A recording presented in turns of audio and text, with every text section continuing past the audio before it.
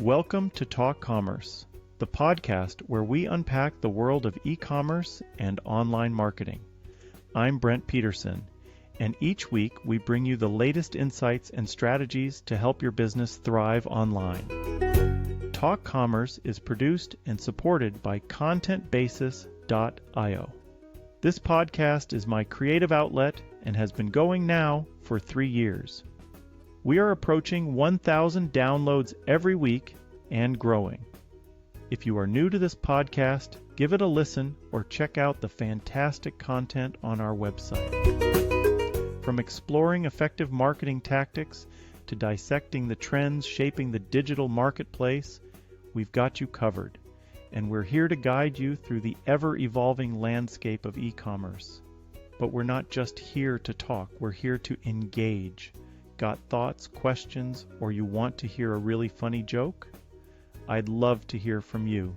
Email me at brent@talkcommerce.com and let's keep the conversation going.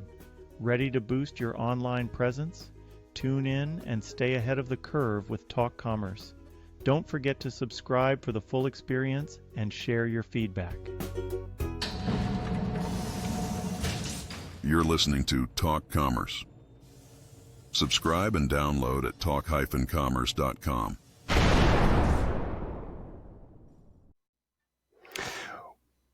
Welcome to this episode of Talk Commerce. Today I have Nils Jessen. Nils, go ahead, do an introduction for yourself. Tell us your day-to-day role and maybe one of your passions in life. Yeah. Hi, Brent. Thanks for having me on the podcast. It's a real pleasure. I'm Nils. I'm a co-founder and CEO of Mabel AI. We're a German software as a service startup. And we've basically built a tool for e-commerce brands to do the conversion tracking that you need if you run ads on Meta ads, Google ads, TikTok, Pinterest, and so on. When you use these ad platforms, you have to have the tracking pixel in your shop. And since iOS 14.5 and so on, the data quality has gotten increasingly worse to a point where the algorithm of your ad platform is missing the data to really understand your target audience. And therefore, your targeting becomes worse and you pay the money, but you pay too much because you show the ads to a lot of people that are not in your target audience because the algorithm doesn't understand it anymore. And what we've basically done is build a completely new architecture of how the tracking script is loaded into your shop, how the data is captured, so that the data quality is way more complete again, that every single event is captured with as much parameters as possible. And then the data is sent back to your advertisement platforms via the conversion API so that the algorithm gets all the data that input again that it needs. And then automatically all your campaigns become more profitable because the algorithm can understand your ideal customer profile way better again out of this conversion data and then target your ads so that like the learning phases become shorter and the campaigns over the whole runtime become more profitable.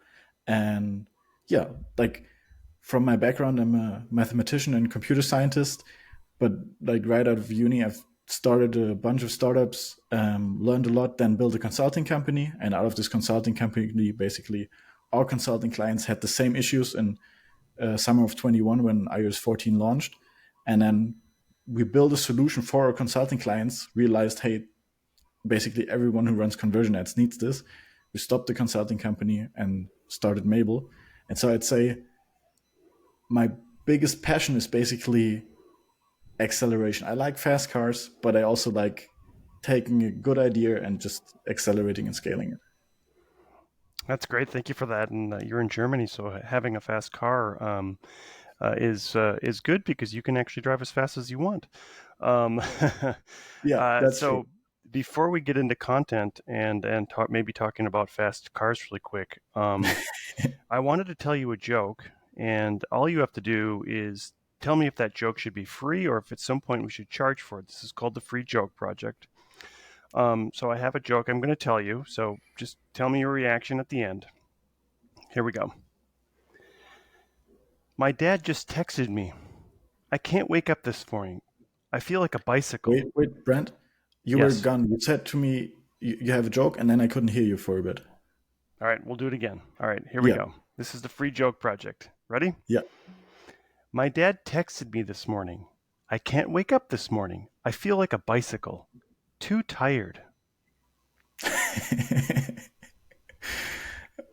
I like it. I like these kind of dad jokes with wordplay. I think if there was a platform to pay like a subscription model to get jokes, I'd be okay with this being like a paid joke. Wow. All right. Good. Thank you. All right. Let's talk. Let's talk about Mabel, and let's talk about. I know specifically you work with Meta, right? Give us a little bit of background on that. Yeah. Yeah, sure. As I said in the introduction, the goal of our software is to capture the highest quality conversion data in the shop and then send it into your ad platforms through the conversion API to make your ads perform better. Basically, all your campaigns become more profitable. And also, you as a marketer get better insights and make better decisions when creative testing or scaling campaigns. And when we started out, our MVP, because we said marketing, like everyone on earth who runs conversion campaigns basically needs better data, but that's not a good target audience for a startup. So we decided to like focus on e-commerce, and inside e-commerce start with a Shopify app. So that's how we started out as an MVP. And then on the other side, which of the ad platforms needed the data the most? And we realized if the Google algorithm doesn't know who to target, they can still just like randomly pick anyone who searched for the keyword. And that's going to be like one out of a few 10,000 maybe. And that's way better than if the Meta algorithm just randomly picks one, because they don't have the keyword as a to go off of. So they would pick anyone randomly out of 3.5 billion, to exaggerate it. So Meta got hit way harder by this loss of data. So our MVP was Shopify stores, like an app for Shopify stores that tracks the data and sends it back into Meta so that the Meta algorithm can do its thing. By now, we've added more shop systems and also Google and TikTok and Pinterest, but that's how we started out. So very early on, Meta got like interested in what we're doing because they realized, hey, these people are making Meta ads more profitable for e-commerce shops. And of course, Meta is also interested in that. So we talked for a while and they said, basically, there's a lot of things we can do together, but before we can start off, Meta wanted to check and to verify that what we claimed our software does is actually true and that it works. So we did a huge study, which we published this fall in September of 23, where for like several months we worked together with 23 different German e-commerce brands, and they did very clean A/B tests where they basically ran one campaign with two different ad sets. And in one ad set, they used their old pixel that was integrated the normal way, always with like browser and server side tracking, but like not with the Mabel architecture. And then the other ad set was identical. The only difference was it optimized on the data that was tracked through Mabel. And then over a course of at least 14 days, we tested these against each other and then looked at, after 14 days, how well did each of the ad sets perform. And in total, across this test, there was a six-figure amount spent only on A/B testing budget by these 23 brands. And in the end, we could prove that the ad set with the Mabel data on average had 108% higher ROAS, so return on ad spend was hugely improved. And Meta internally built a huge kind of simulation to check how likely would it be to just randomly see these results, or how sure can you be statistically that this uplift was caused by Mabel. And they came back with a very clear result that obviously Mabel was the differentiating factor that caused this uplift, which was a very, very cool result for us, because Meta as a third party and with access to all this data basically verified that our tool does exactly what we claim. And now there's a lot of things, of course, we can do together with Meta. That's great, and it's not just for Meta, Facebook, right? You have it now enabled for some other platforms. Yeah, exactly. Of course, everything that's in the Meta advertising cosmos. So if you run Instagram ads and so on, it works for all of this because everything goes off of the Meta Business Manager. But you can now also use Mabel to power your TikTok ads, Pinterest ads, and also Google ads. Well, I still have to add Google ads is still in our beta, and like probably end of January, mid February, we'll reach a point where we plan to deliver the same level of uplifts in Google. But right now, there's still some optimization left for Google Got ads. it. I know this ad space is super competitive, and there's a bunch of other apps out there that are doing something like this. Like I think Trackify or Triple Whale. How do you differentiate yourself from those other tools? Yeah, that's a very good question.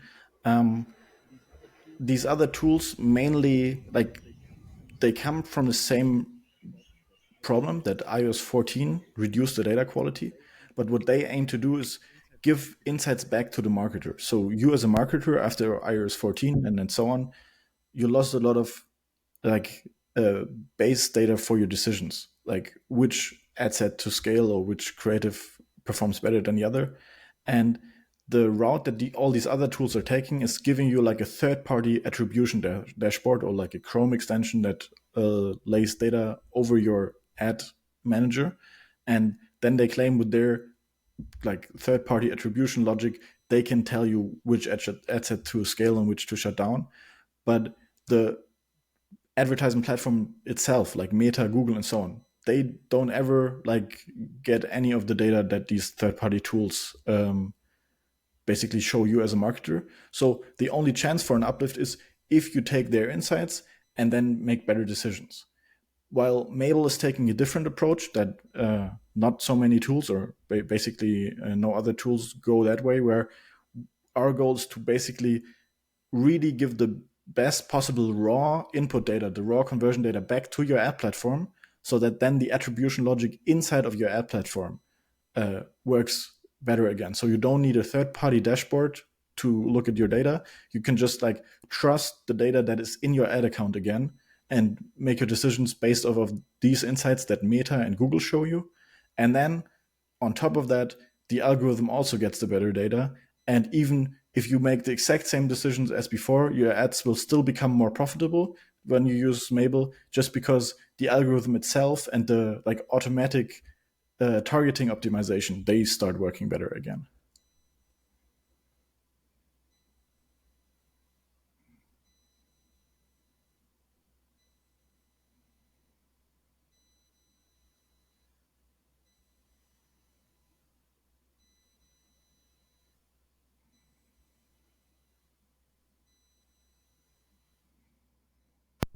I know you had both. You had mentioned Shopify earlier, and then I think I read that you're doing Yeah. Shopware as well. Why did you choose those two? Yeah. Shopify is the biggest single ecosystem or biggest shop system out there. So it was obvious to start there.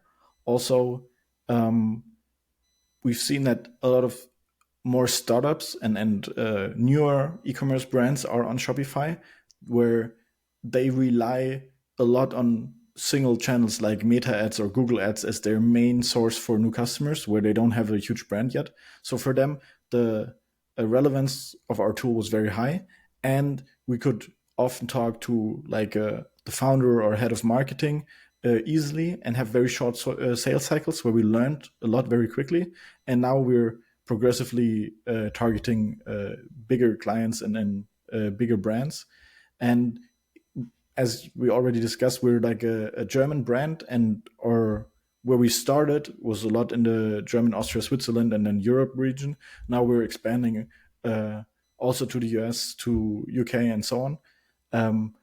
But in Germany, Austria, Switzerland, and Europe, Shopware is actually the second biggest shop system.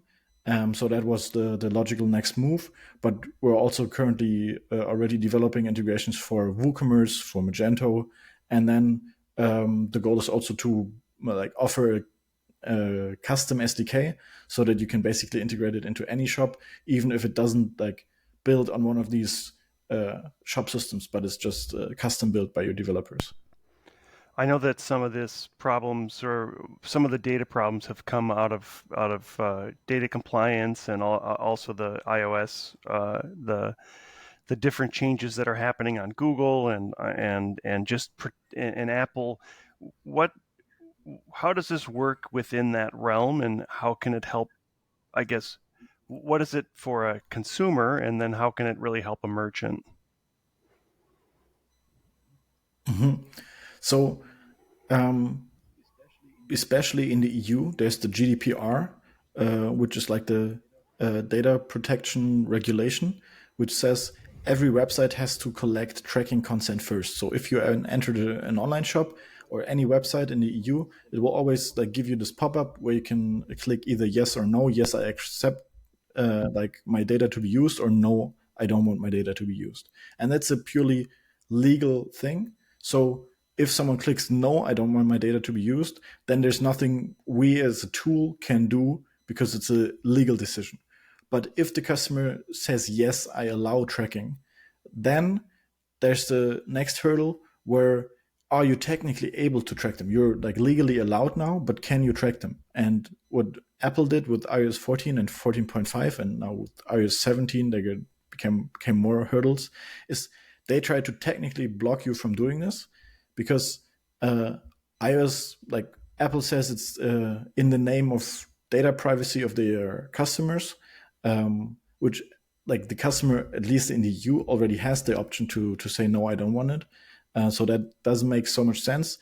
Like I think behind the curtains, it's more like a move where Apple realized maybe we were gonna lose our revenue stream from the like the App Store royalties because there's some lawsuits there. And like, what do other big digital ecosystems that have billions of users, how do they make their money? And they looked at Google and Meta and realized, oh, they make their money from ads. Of course, Apple won't start like showing your 15-second ad before you can use your iPhone. That wouldn't make any sense. But what they have is they control the ecosystem where the data is, and these other platforms need the data in order to run profitable ads. So I think Apple's game plan is first build a wall and cut the others off from accessing the data, and then later basically sell access to this data. It gets a bit deep when you say, okay, but selling the data wouldn't fit their narrative then that they protect the privacy. And then you can look at things like the what Google does with the federated learning of cohorts, where basically they say we don't sell the data or give access to the data of a single user anymore, but just to a group of users. And why, for example, Google is doing that is if you use Google Analytics and you get all the nice raw data, then you can take it to any other ad platform and run your ads there, and Google doesn't make any money. But if Google starts to only show you, like, you don't know, okay, this is the user that accessed my site that I want to target anymore, but they just say here is like the cohort ID of the user that accessed your site, and the only like entity on earth that can go back from the cohort ID to the single user to target them is Google themselves, then they basically give you no other option but to target the user through Google. And this way, kind of, Google built the wall and made sure that the asset, the data, which is super like valuable, that you can only go to Google for this data and pay them to run the ads. And I think Apple's going to do something similar where they don't sell the raw data because that would go against their narrative, but basically something group-based which protects the privacy of the user but still makes sure that they get paid. And what we believe is that in the end, it shouldn't be like a handful of huge corporates that control this very, very valuable and powerful asset, but instead every business themselves should be able to control their own conversion data, so that if you run an online shop, you should be the entity that controls who gets access, and you shouldn't be like dependent on a few big players that they are like so nice to give you this data. But instead, when you use Mabel, you control the data flow, you control the tracking, and then the like dependency inverts, and basically the ad platforms are dependent on you as a shop owner, that you're so nice to give them the data that they need to like provide the service for you of running ads. If I was a merchant or a store owner, what would you tell me, sort of recommendations around tools and how I should implement them, and then I think more importantly, what types of areas should I pay attention to? Yeah, I think it depends on what stage you are. If you're just starting out with your first brand, just in the very beginning, just focus on the basic. Like, have a great product, find out who your target audience is, who your ideal client is, and then show it to them. And don't think too much about all the tools around it, because I feel like bigger brands, for them it makes sense. And if you just start out in the very beginning, there's a lot of noise out there that might like distract you. But if you're a bit bigger brand, if you spend a few $1,000s per month on ads already, then it's really important to get data quality right in your ad accounts. And I think everyone who's been in the game for a few years has seen the drop after iOS 14.5. So you like intuitively know that it's somehow important, but there's a lot of like it's a bit of a black box, this tracking part. And there's some people out there, experts, who can build you like server-side tracking setups that are way better than just using the pixel. And so that's the first step that you can go. But it's also always expensive, and it can like break easily, so it's high maintenance. So if you find a tool that you can use that basically does it for you to bring the good data quality into the tools that you use into the ad platforms, then yeah, that's, I think, easier to use and better in maintenance. If you, for example, use Shopify as a shop systems, there's not only Mabel, there's also, for example, Elevar as a tool. So like, I of course I want to pitch you what Mabel does, but yeah, there's one other tool that we know that does something similar. What they do well is basically what Elevar does well. Basically, is to connect to a lot of tools. So with Mabel, as I said, you can only connect your Meta ads, Google ads, Pinterest, and TikTok ads. And in these tools, we know that we have the best data quality on the market, where you can run an A/B test between Elevar and us, and we will beat Elevar. But if you have like 20 different other platforms that you need your data to be in, maybe it's an affiliate network or like a price comparison site where you run also some PPC ads or something, then it makes sense to also use Elevar to like bring the data there, because it will be way better than just implementing like only a browser pixel, because that is very fragile and can be blocked easily by Apple and other, also by browser extensions, for example. I know that AI is such a huge topic right now, and how is AI being deployed? I'm sure you're using it across the spectrum, but tell us a little bit about how are you using it, and are there any issues or concerns around the privacy when using AI for users as well? I think the very obvious AI that everyone thinks about and has on top of their mind right now is like ChatGPT and everything related to that. But like if you're in the ad space, you have to keep in mind the algorithms by Google and Meta and so on, who do the targeting. They are like some of the most advanced and biggest AIs that mankind has built, and they have been there for years. It's just not like as flashy maybe or as easy to see how it operates for you as a person. But if you run ads on these platforms, they've been AI powered for years.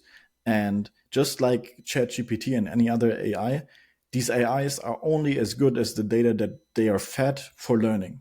And that's like, we are called Mabel AI. It's not because we build an AI ourselves, but because our job is basically to provide the best possible training data, like your individual business's training data that you can provide to the AIs of Meta, Google, and so on, so that their big AI can learn your target audience the best, and then deliver the best marketing outcomes. If I'm a marketer and I have a client, what would I be looking for in terms of what are we seeing ahead of time? What trends are happening in this community, in the marketing community, and tracking? What's the best way to prepare for that type of thing? Yeah. I really feel that having the best possible data quality is going to be a huge differentiating factor in the future for you as a brand. like, it is, I think, having good data and using AI well is going to be a differentiating factor in any industry. But we're like specifically talking about marketing. And so in the past, when there was just a browser pixel, like pre 2020, 2021, everyone basically had the same setup and just basically worked well enough that this was not something to like differentiate yourself. Over the last few years, you were like, it was really important to have the best creatives in the market and the best hooks and so on. But looking forward, over the last maybe 5-6 years, we as especially performance marketers have like given a lot of what we used to do ourselves as a task to the algorithm. Like maybe 5-6 years ago, if you remember, we were all like building these 38 different ads campaigns with the different audience targetings, and then running tests here and seeing and like 3-stage retargeting funnels and all that. And a lot of that has vanished. And right now, most brands just have like an always on campaign and then like a second creative testing campaign. And that's basically it. Everything's like broad targeting and the algorithm will figure it out.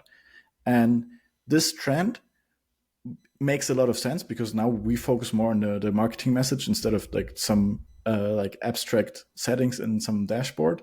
And also the algorithm can always target the single customer, while you as a marketer can't operate, like you can't decide for millions or billions of people if they should see the ad or not. Like you can always only operate on audience levels, which is groups, and therefore like inherently less precise. So it makes a lot of sense to give this these tasks to an algorithm. But as I said before, the algorithm is only always as good as the data that it is fed. So looking as a trend into the future, I think controlling your data and making sure it's the best possible quality as like step 0, that's going to be very important. Because if you as a brand provide worse data to your algorithm, then it can like only do a mediocre job for you, and then you will always be less profitable. That's differentiating factor number 1, the trend of bring the best data quality to your algorithms so that they can do the best possible job for you. And then the next trend is, in my opinion, once you control this data flow to the algorithm, you can like tracking stops being this fixed, unchangeable thing, and you can start playing with the data. Because imagine these algorithms in your ad platforms like a dog that you train to do like some tricks. Right now, the algorithm is just some like sled dog that runs in one direction and never changes. While maybe you as a brand have like a subscription product that you want to sell. And if you let the algorithm optimize on the best possible like revenue return for your ad dollar, and you also like not only sell your subscription, but also like a one-time trial package, and the like if you purchase the product as a customer as a one-time purchase, maybe you pay $50, but if you get the subscription, then it runs for 12 months, but every single purchase is only $30 anymore. Then if you get a new customer through meta ads, the algorithm will get like a new customer that brings $30 if you have a new subscription sold, but a customer that brings $50 if you sell your one-time item. So the algorithm will see, hey, cool, these kind of people who purchase the only one-time purchase, they bring $50 while the others only bring $30. So the algorithm will like inherently optimize to bring more people who do the one-time purchase. But you as a brand, you usually want to sell your subscription product because you have a way bigger customer lifetime value and way better margins there, because you don't have to market them for like the second to 12th order. And so what you can start doing, where the tracking and what the algorithm does, as we just discovered, is misaligned to your actual business goals. If you start like changing the tracking and like tweaking the data, and instead of just the like purchase cart value, you start sending like customer lifetime or predicted customer lifetime values as the conversion value to your ad platform. So for the one-time purchase, instead of $50, it's maybe, I don't know, $54 or whatever your analytics say as predicted customer lifetime value if someone purchases the one-time purchase product. Or instead of $30, it's like the $360 at least, or maybe $380 that your analytics say. And you send like, instead of 30 and 50, you send 380 and $54 as conversion values to your ad platform because you control the data flow, at that point, the algorithm starts to understand, oh, this is what each of these purchases or sales are actually worth to you as a brand. And then the algorithm can understand it and will start searching way more for people that are likely to buy the subscription, which aligns way better with your business goals.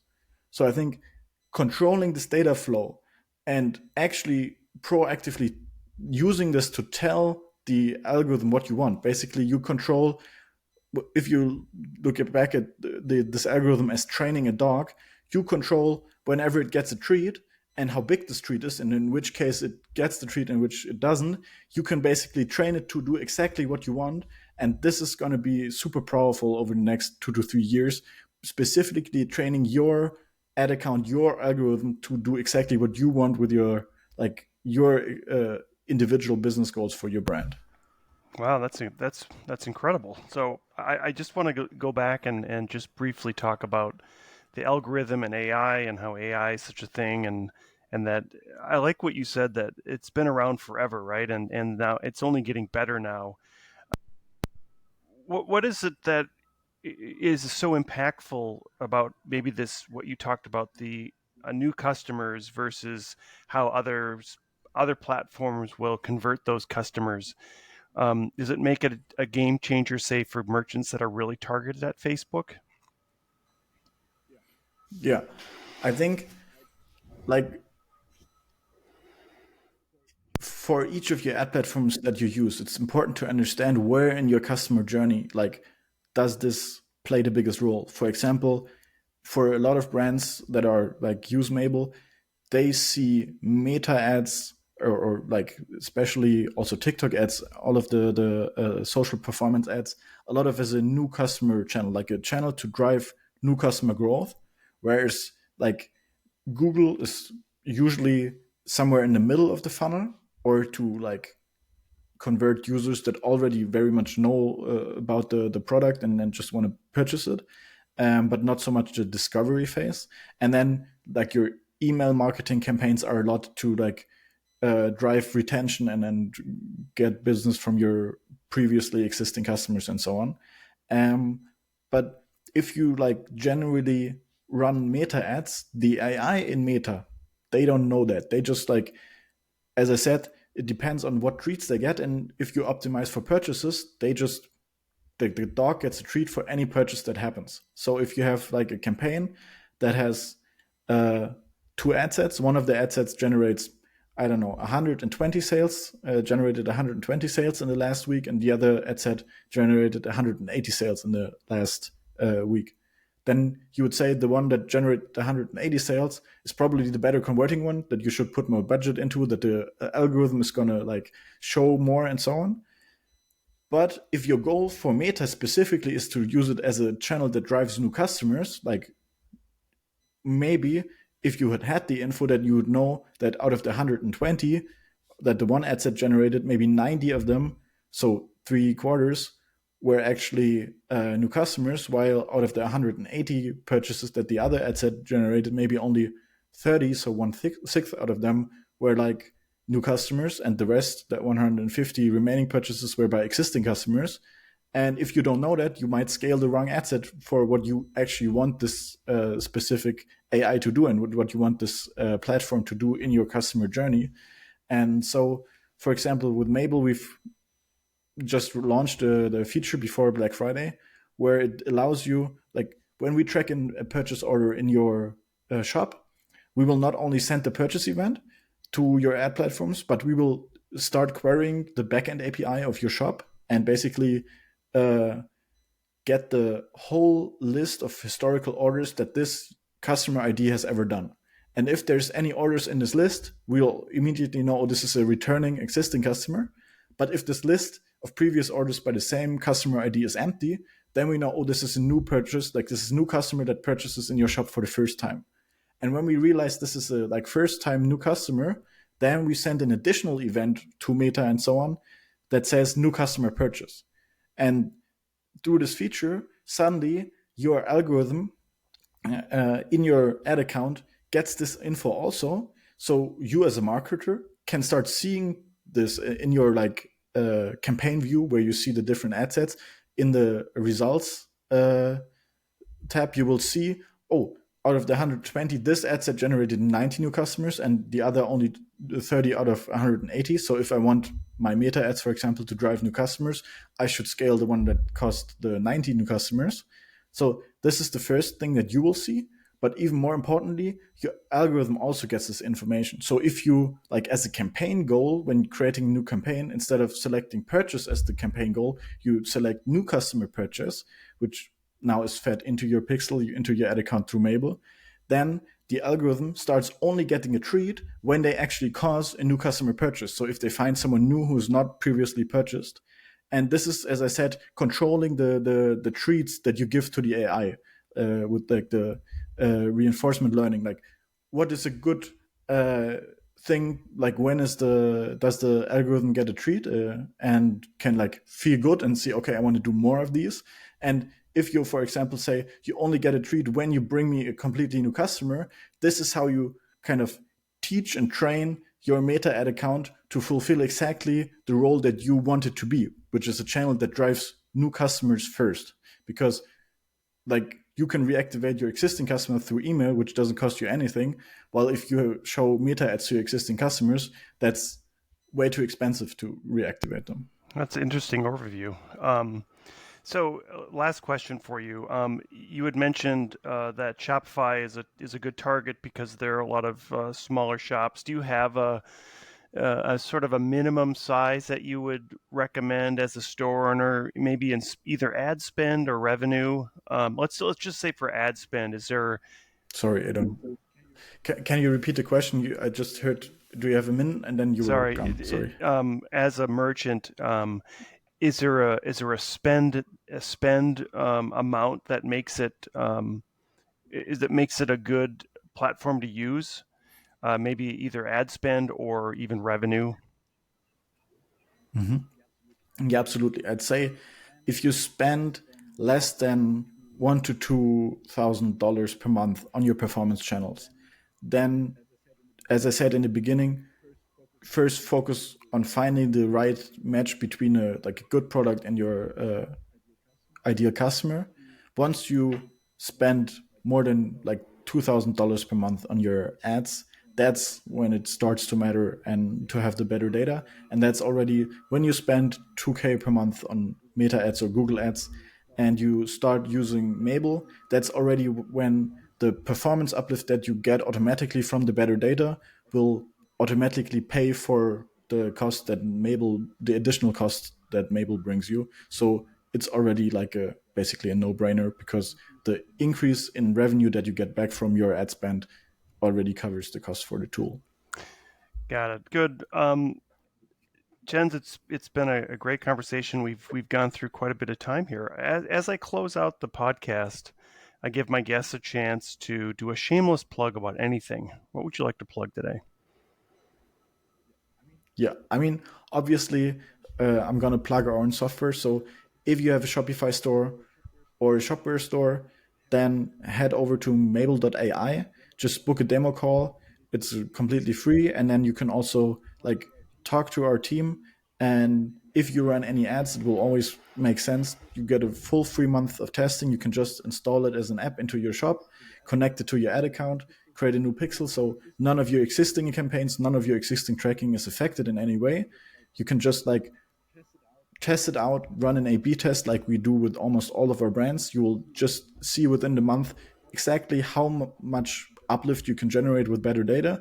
And then after the testing period, you can decide if you want to keep it and slowly start shifting your existing campaigns to the better data. Or if it's not for you, then you don't pay anything. You just uninstall it. And yeah. That's awesome. And I'll make sure I put the Facebook study that you have, the meta study, as well as the links in the show notes. Nils Jessen, thank you so much for being here, founder of Mabel AI. Thank you for this great conversation. Yeah, thank you, Brett. It was a lot of pleasure, a lot of fun, and thank you for having me.